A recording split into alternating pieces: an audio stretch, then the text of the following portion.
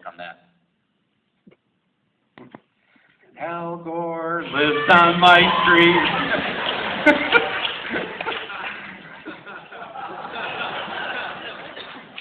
Where have you gone, Mr. Albert Gore? A nation turns its lonely eyes to you. Woo.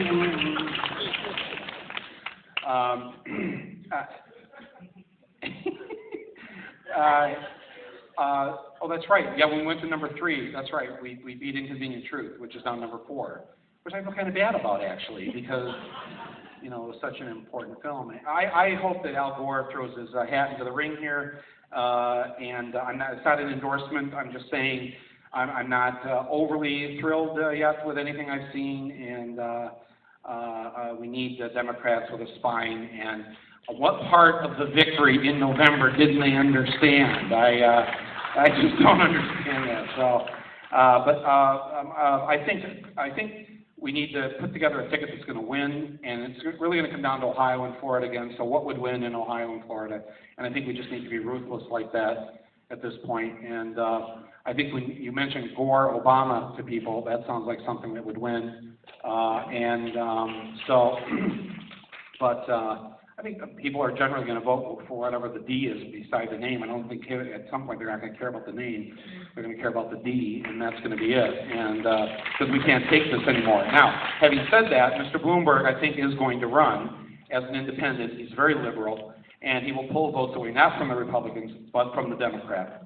And you have a situation that could be like what Mr. Perot did in 1982, where he pulled votes away from Bush's dad and caused Clinton to win with only 38% of the vote.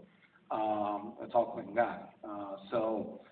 There's a very good chance. That's why Democrats and liberals, whatever, shouldn't get too smug about the chances here, because I think there's a very good chance that if Mr. Bloomberg pulls enough votes, that we should start getting in practice now for saying the words President Giuliani. So it could happen. Believe me. I mean, come on. I mean, any Americans in here, as you know, the Democrats are capable of screwing anything up. So it's. I'll get it. Would you do this kind of thing again? I mean, it seems like it probably took a lot out of you, and you get the sense of watching this film, like what it must be like just to be called names every day, and it doesn't feel like fun. And I know that after you did this big tour, you kind of pulled back from doing public speaking and for a long time until you came back here last year and showed us lucky audiences some sneak previews of Sicko. Would you go out and do that again? That's a good question. The honest answer would be I hope I don't have to. Because it does take a lot out of me personally, and it causes me to be in somewhat of danger. I didn't put in this film those moments of that kind of danger because I don't want to encourage it, obviously. But while we're on this tour, I was assaulted or attempted assault probably half a dozen times. Somebody leapt up on the stage with a knife, another one with a metal pipe in another city. We were on the street in Fort Lauderdale. Man took off the lid off his Starbucks and threw hot, scalding coffee at me. And so I don't know if I'm really, I may seem like I've got some kind of courage in me, but I don't know really if I want to put myself or my family or friends through that again. And then the sort of constant barrage of lies spewed about me, toward me. It's stunning to hear about it, to see it. It's amazing how all the facets of those who are involved in trying to create the big lie of me, about me, it's really kind of. I just wonder who's behind it, who's paying for this. I don't know, it just. But I just constantly read this stuff, and then there's just the normal kind of nitpicky stuff that it's like, some critic who saw this yesterday said, you know, he liked it, but you know, why did I have to put myself, you know, so much in the film?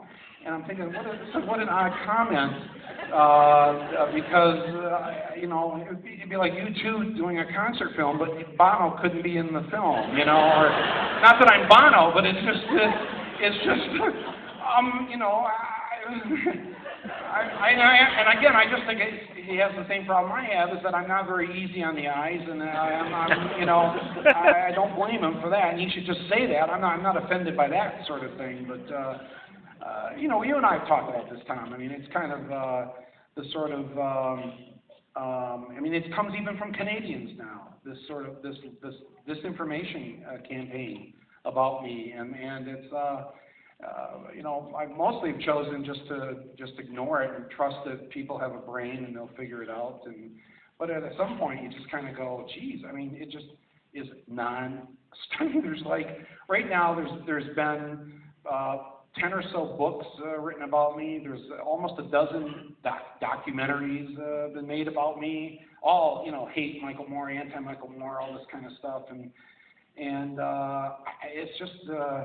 It's stunning, if you were me, to just kind of sit back and watch this fiction where they're using your name, but that's not you. I mean, it's just kind of a weird. It's just a weird thing. So I've come to this conclusion that that anything you read or hear or see about me, unless you actually see me do it or say it, if you're hearing or seeing it through somebody else, automatically assume you're not being told the truth, even if it's good stuff about me. I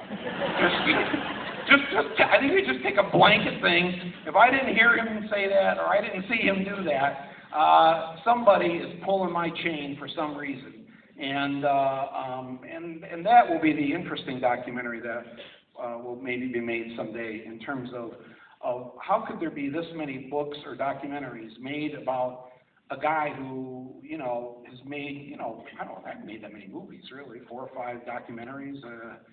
What's the big deal? Why are they all so jacked about it? I